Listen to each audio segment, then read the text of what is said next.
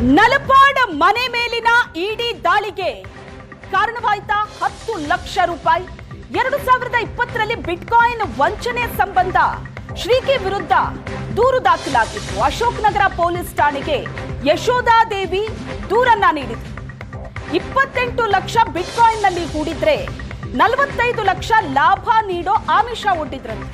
ಹೂಡಿಕೆ ಹಣ ಲಾಭ ಯಾವುದನ್ನೂ ನೀಡದೆ ಶ್ರೀಕಿ ಗ್ಯಾಂಗ್ ವಂಚಿಸಿತ್ತು. ಈ ಪ್ರಕರಣದ ತನಿಖೆಗೆ ಎಸ್ಐಟಿಯನ್ನ ರಾಜ್ಯ ಸರ್ಕಾರ ರಚನೆ ಮಾಡಿತ್ತು.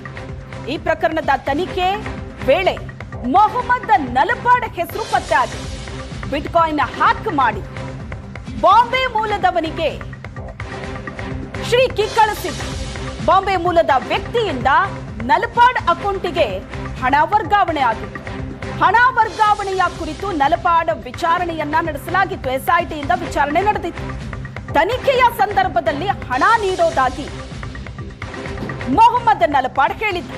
ಆದರೆ ಇಲ್ಲಿ ತನಕ 10 ಲಕ್ಷ ಹಣವನ್ನ ಎಸ್ಐಟಿಗೆ ನಲಪಾಡ್ ನೀಡಿಲ್ಲ. 2020ರ ಪ್ರಕರಣ ಇದು. ಅಶೋಕ್ ನಗರ ಪೊಲೀಸ್ ಠಾಣೆಯಲ್ಲಿ ಯಶೋಧಾದೇವಿ ಅನ್ನೋರು ಶ್ರೀಕಿ ಗ್ಯಾಂಗಿನ ವಿರುದ್ಧ ದೂರು ಕೊಟ್ಟಿದ್ರು. 28 ಲಕ್ಷ ಬಿಟ್ಕಾಯಿನ್ ನಲ್ಲಿ ಹಾಕಿದ್ರೆ 45 ಲಕ್ಷ ಲಾಭ ಬರುತ್ತೆ ಅಂತ ಆಸೆ ತೋರಿಸಿದ್ರಂತೆ. ಹೂಡಿಕೆ ಹಣನೂ ಇಲ್ಲ, ಲಾಭನೂ ಇಲ್ಲ, ಯಾವುದನ್ನು ನೀಡದೆ ವಂಚನೆ ಮಾಡಿದ್ರು. ಈ ಪ್ರಕರಣದ ತನಿಖೆಗೆ ಅಂತಲೇ ರಾಜ್ಯ ಸರ್ಕಾರ ಎಸ್ಐಟಿ ರಚನೆ ಮಾಡಿತ್ತು. ಆಗ ಮೊಹಮ್ಮದ್ ನಲಪಾಡ್ ಹೆಸರು ಪತ್ತೆ ಆಗಿತ್ತು. ನಲಪಾಡ್ ಕರೆಸಿ ವಿಚಾರಣೆ ಕೂಡ ಮಾಡಿದ್ರು ಎಸ್ಐಟಿ ಅಧಿಕಾರಿಗಳು. ಆಗ ಒಂದಷ್ಟು ವಿಷಯಗಳು ಗೊತ್ತಾಗಿತ್ತು. ಬಾಂಬೆ ವ್ಯಕ್ತಿಗೆ ಹೋಗಿದ್ದು, ಅಲ್ಲಿಂದ ನಲಪಾಡ್ ಅಕೌಂಟಿಗೆ ದುಡ್ಡು ಬಂದಿದ್ದು. ಕೊನೆಗೆ ತನಿಖೆಯ ವೇಳೆ ಹಣ ನೀಡ್ತೀನಿ ಅಂತ ಮೊಹಮ್ಮದ್ ನಲಪಾಡ್ ಹೇಳಿದ್ರು. ಇಲ್ಲಿ ತನಕ 10 ಲಕ್ಷ ಹಣವನ್ನ ನಲಪಾಡ್ ಕೊಟ್ಟಿಲ್ಲ. ಅದೇ ಹಾಗಾದ್ರೆ ಈ ಬೆಳವಣಿಗೆಗೆ ಕಾರಣ ಆಯ್ತಾ? ಇಡೀ ದಾಳಿ ಆಗಿದೆ. ಈಗ ಹ್ಯಾರಿಸ್ ಇಬ್ಬರು ಮಕ್ಕಳು ಮನೆ ಕಚೇರಿಗಳ ಮೇಲೆ ದಾಳಿ ಆಗಿದೆ. ಒಟ್ಟು 12 ಕಡೆ ಅಧಿಕಾರಿಗಳು ದಾಳಿ ನಡೆಸಿದ್ದಾರೆ. ದಾಖಲೆಗಳ ಪರಿಶೀಲನೆ ನಡೆಸ್ತಾ ಇದ್ದಾರೆ. ಬ್ಯಾಂಕ್ ಖಾತೆಗಳನ್ನ ಜಾಲಾಡ್ತಾ ಇದ್ದಾರೆ. ಬಿಟ್ಕಾಯಿನ್ ಹಗರಣಕ್ಕೆ ಸಂಬಂಧಿಸಿದಂತೆ ನಡೆದಂತ ದಾಳಿ ಇದು. ಈ ಪ್ರಕರಣದಲ್ಲಿ ಶ್ರೀಕಿ ಅರೆಸ್ಟ್ ಆದಾಗ ದೊಡ್ಡ ತಿಮಿಂಗಲವೇ ಶ್ರೀಕಿ ಅಲ್ಲ ಅನ್ನೋದು ಅದಾಗ್ಲೇ ಅಧಿಕಾರಿಗಳು ಗೊತ್ತಾಗಿತ್ತು. ಈತನನ್ನ ಬಳಸಿಕೊಂಡು ಕೋಟ್ಯಾಂತರ ಹಣ ಮಾಡದವರ ದೊಡ್ಡ ಲಿಸ್ಟೇ ಇದೆ ಅಂತ. ಬಿಟ್ಕಾಯಿನ್ ವಂಚನೆ ಪ್ರಕರಣದಲ್ಲಿ ಎಸ್ಐಟಿ ತನಿಖೆ ಮುಗಿದಿಲ್ಲ. ಈ ಪ್ರಕರಣದಲ್ಲಿ ಇನ್ನು ಅಂತಿಮ ಚಾರ್ಜ್ ಶೀಟ್ ಅನ್ನ ಎಸ್ಐಟಿ ಸಲ್ಲಿಸಿಲ್ಲ. ನಲಪಾಡ್ ಖಾತೆಗೆ ಹಣ ವರ್ಗಾವಣೆ ಆದರೂ ಕೂಡ ಆತನನ್ನ ಆರೋಪಿ ಮಾಡಿಲ್ಲ ಎಸ್ಐಟಿ. ಹಿರಿಯ ಅಧಿಕಾರಿಗಳ ಒತ್ತಡಕ್ಕೆ ಮಣಿದು ಎಸ್ಐಟಿ ಹೆಸರನ್ನ ಸೇರಿಸಲಿಲ್ವಾ? ಇದೇ ಪ್ರಕರಣದಲ್ಲಿ ಕೇಸ್ ದಾಖಲಿಸಿಕೊಂಡು ಇಡಿಯಿಂದಲೂ ತನಿಖೆ ನಡೀತಾ ಇದೆ. ಅದರ ಭಾಗವಾಗಿಯೇ ನಲಪಾಡ್ ನಿವಾಸದ ಮೇಲೆ ಇಡಿ ರೇಡ್ ಆಗಿರೋದು. ಎಸ್ಐಟಿ ತನಿಖೆ ಏನೋ ನಡೆಸ್ತಾ ಇದೆ ಅಂದ್ಕೊಂಡ ಸ್ಪೀಡಲ್ಲಿ ತನಿಖೆ ನಡೀತಾ ಇಲ್ಲ. ಎಸ್ಐಟಿ ಹೋಗ್ತಾ ಇರೋ ದಾರಿ ಕೂಡ ಹಲವು ಅನುಮಾನಗಳಿಗೆ ಕಾರಣವಾಗ್ತಾ ಇದೆ. ಇಷ್ಟೆಲ್ಲ ದಾಖಲೆಗಳಿದ್ರೂ ಕೂಡ ನಲಪಾಡ್ ವಿರುದ್ಧ ಆರೋಪಿಯಾಗಿ ಇನ್ನೂ ಕೂಡ ನಲಪಾಡ್ ಹೆಸರನ್ನ ಎಸ್ಐಟಿ ಸೇರಿಸೇ ಇಲ್ಲ. ಎಸ್ಐಟಿ ನಡೆಸ್ತಾ ಇರುವಂತಹ ತನಿಖೆಯೇ ಹಲವು ಅನುಮಾನಗಳಿಗೆ ಕಾರಣ ಆಗ್ತಾ ಇದೆ. ಈಗ ಇಡಿ ಎಂಟ್ರಿ ಕೊಟ್ಟಿದೆ ಈ ಪ್ರಕರಣದಲ್ಲಿ. ಈ ಬಗ್ಗೆ ಹೆಚ್ಚಿನ ಡೀಟೇಲ್ಸ್ ಅನ್ನ ಕೊಡ್ತಾರೆ ನಮ್ಮ ಪ್ರತಿನಿಧಿ ಚೇತನ್ ಇದ್ದಾರೆ ಸಂಪರ್ಕದಲ್ಲಿ. ಚೇತನ್, ಬಿಜೆಪಿ ಗವರ್ಮೆಂಟ್ ಇದ್ದಂತ ಸಂದರ್ಭದಲ್ಲಿ ಹೊರಗಡೆ ಬಂದಂತ ಈ ಪ್ರಕರಣ, ಆಗ ವಿರೋಧ ಪಕ್ಷದಲ್ಲಿದ್ದಂತ ಕಾಂಗ್ರೆಸ್ ಆರೋಪ ಮಾಡ್ತಾ ಇತ್ತು ಉನ್ನತ ಮಟ್ಟದ ತನಿಖೆ ಆಗಬೇಕು ಅಂತ. ಎಸ್ಐಟಿ ನಡೆಸ್ತಾ ಇರುವಂತಹ ತನಿಖೆಯ ವೇಗ ಮತ್ತು ಹೋಗ್ತಾ ಇರೋ ದಾರಿ ನೋಡಿದ್ರೆ ಸಾಕಷ್ಟು ಅನುಮಾನಕ್ಕೆ ಕಾರಣ ಆಗುತ್ತೆ. ಈಗ ಇಡಿ ಎಂಟ್ರಿ ಕೊಟ್ಟಿದೆ. ಇಡಿ ಎಂಟ್ರಿ ಕೊಟ್ಟ ನಂತರ ನಲಪಾಡ್ ಮನೆಗಳ ಮೇಲೆ ದಾಳಿ ಆಗಿದೆ. ಈಗ ಏನೆಲ್ಲ ಡೀಟೇಲ್ಸ್ಗಳು ಸಿಗ್ತಾ ಇದೆ? ಈಗ ಕಾಂಗ್ರೆಸ್ನ ಅವರು ಹೇಳ್ತಾ ಇದ್ದಾರೆ ಇದು ರಾಜಕೀಯ ಪ್ರೇರಿತ ಅಂತ. ಶ್ವೇತಾ, ಹೌದು. ಯಾಕಂದರೆ ಏನು ನಲಪಾಡ್ ಹ್ಯಾರಿಸ್ ಅಕೌಂಟ್ಗೆ ಏನು ವರ್ಗಾವಣೆ ಆಗಿತ್ತೋ ಆ ಒಂದು 10 ಲಕ್ಷ ಹಣ, ಅದೇ ಒಂದು ಮೂಲ ಈ ಒಂದು ಪ್ರಕರಣಕ್ಕೆ ಇದಾಗಿರುವಂಥದ್ದು. ಅಂದರೆ 2020ರಲ್ಲಿ ಯಶೋಧಾದೇವಿ ಅನ್ನೋರು ಅಶೋಕ್ ನಗರ ಪೊಲೀಸ್ ಸ್ಟೇಷನ್ಗೆ ಒಂದು FIR ಅನ್ನು ಕೂಡ ಮಾಡ್ತಾರೆ. ಶ್ರೀಕಿ ವಿರುದ್ಧ ಒಂದು FIR ಅನ್ನು ದಾಖಲು ಮಾಡಿ ಈ ಒಂದು ಪ್ರಕರಣದ ಅಂದರೆ 25 ಲಕ್ಷ ಹಣವನ್ನು ಕೊಟ್ಟರೆ ಅದನ್ನು ಡಬಲ್ ಮಾಡಿ ಇದು ಮತ್ತು ಬಿಟ್ಕಾಯಿನಲ್ಲಿ ಹೂಡಿಕೆ ಮಾಡಿದ್ರೆ 45 ಲಕ್ಷ ತನಕ ಸಿಗುತ್ತೆ ಅಂತ ಅಂದ್ಬಿಟ್ಟು ಶ್ರೀಕಿ ಮತ್ತು ರಾಬಿನ್ ಖಂಡೇವಾಲ, ಅಜಿತ್ ಖಂಡೇವಾಲ ಇವರೆಲ್ಲರೂ ಕೂಡ ನಂಬಿಸಿರುವಂಥದ್ದು. ಅಂದರೆ ಇದೆಲ್ಲವೂ ಕೂಡ ಒಂದೇ ಗ್ಯಾಂಗು, ಇವ್ರದೇ ಗ್ಯಾಂಗ್ ಆಗಿರುತ್ತೆ.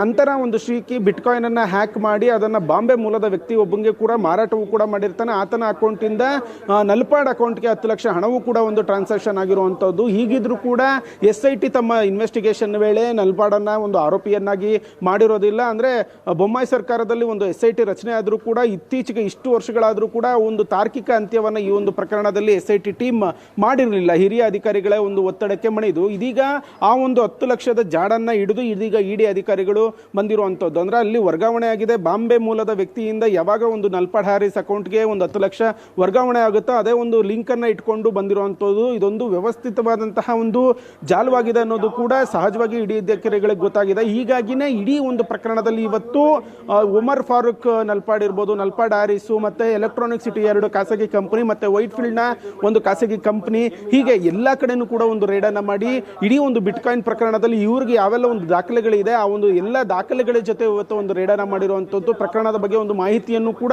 ಪಡ್ಕೊಳ್ತಿರುವಂತದ್ದು. ಅಂದ್ರೆ ಕಾಂಗ್ರೆಸ್ ಸರ್ಕಾರ ಆರೋಪ ಮಾಡ್ತಿತ್ತು ಬೊಮ್ಮಾಯಿ ಸರ್ಕಾರ ಇದ್ದಾಗ ಒಂದು SIT ಮಾಡಿ ಇನ್ವೆಸ್ಟಿಗೇಷನ್ ಆಗಬೇಕು ಅಂತ ಅನ್ಬಿಟ್ಟು. ಆದ್ರೆ ಇದೀಗ ಈ ಒಂದು SIT ಇನ್ವೆಸ್ಟಿಗೇಷನ್ ವೇಳೆನೆ ನಲ್ಪಾಡ್ ಹೆಸರು ಗೊತ್ತಾಗಿತ್ತು. ಹೀಗಿದ್ರು ಕೂಡ ಅವರು ಆರೋಪಿಯನ್ನಾಗಿ ಮಾಡಿರಲಿಲ್ಲ. ಇದೀಗ ಈ ಒಂದು ಪ್ರಕರಣಕ್ಕೆ ED ಎಂಟ್ರಿ ಕೊಟ್ಟಿದೆ. ED ಪ್ರಕರಣದ ಎಲ್ಲ ಒಂದು ಮಾಹಿತಿಯನ್ನು ತಗೊಂಡು ಮತ್ತೆ SIT ಇನ್ವೆಸ್ಟಿಗೇಷನ್ ನ ಸದ್ಯದ ಒಂದು ಕೇಸ್ ಫೈಲ್ ಅನ್ನು ಕೂಡ ತಗೊಂಡು ಇನ್ವೆಸ್ಟಿಗೇಷನ್ ಅನ್ನ ಇದೀಗ ಮುಂದುವರಿಸಿರುವಂತದ್ದು. ಸಾಕಷ್ಟು ಒಂದು ದಾಖಲೆಗಳ ಪರಿಶೀಲನೆಯಲ್ಲಿ ಇದೀಗ SIT ತೊಡಗಿರುವಂತದ್ದು. ಶ್ವೇತಾ, ಓಕೆ, ಈಗ SIT ಪ್ರಕರಣದ ತನಿಖೆ ನಡೆಸ್ತಾ ಇದೆ ನಿಜ. ನಲ್ಪಾಡ್ ವಿರುದ್ಧ ಇಷ್ಟು ದಾಖಲೆಗಳಿದ್ರೂ ಕೂಡ ನಲ್ಪಾಡ್ ಟ್ರಾನ್ಸಾಕ್ಷನ್ ಕೂಡ ಸಾಕಷ್ಟು ಅನುಮಾನ ಇದೆ. ಬಾಂಬೆ ವ್ಯಕ್ತಿಯಿಂದ ವಾಪಸ್ ನಲ್ಪಾಡ್ ಅಕೌಂಟಿಗೆ ಹಣ ಬರುತ್ತೆ, ಇದೆಲ್ಲ ದಾಖಲೆಗಳಿದ್ರೂ ಕೂಡ ಆರೋಪಿಯಾಗಿ ಆಡ್ ಮಾಡೋದಕ್ಕೆ ಯಾಕೆ ಹಿಂದು ಮುಂದೆ ನೋಡ್ತಾ ಇದೆ? ಏನ್ ಕಾರಣ ಇದು? ಅಂದರೆ ಈ ಒಂದು ಪ್ರಕರಣದಲ್ಲಿ SIT ಇನ್ವೆಸ್ಟಿಗೇಷನ್ ಬಹುತೇಕ ಹಳ್ಳ ಹಿಡಿದ್ಬಿಟ್ಟಿದೆ. ಅಂದರೆ ಇದುವರೆಗೂ ಕೂಡ SITನ ಫಾರ್ಮ್ ಮಾಡಿನೇ ಸಾಕಷ್ಟು ವರ್ಷಗಳಾಗಿತ್ತು. ಒಂದಷ್ಟು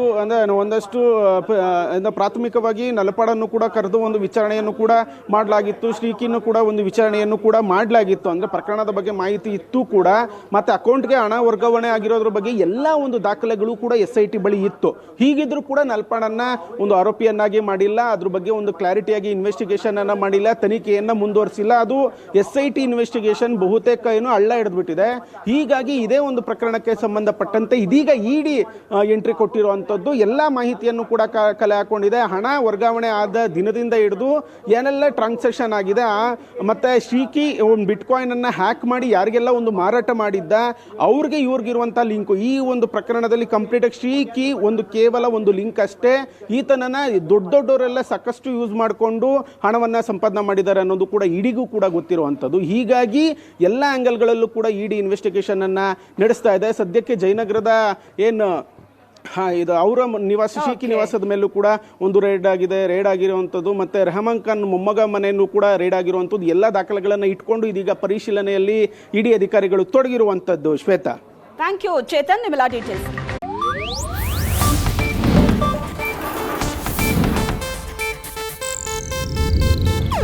ಇದು ಏಷ್ಯಾನೆಟ್ ನ್ಯೂಸ್ ನೆಟ್ವರ್ಕ್ ಪ್ರಸ್ತುತಿ.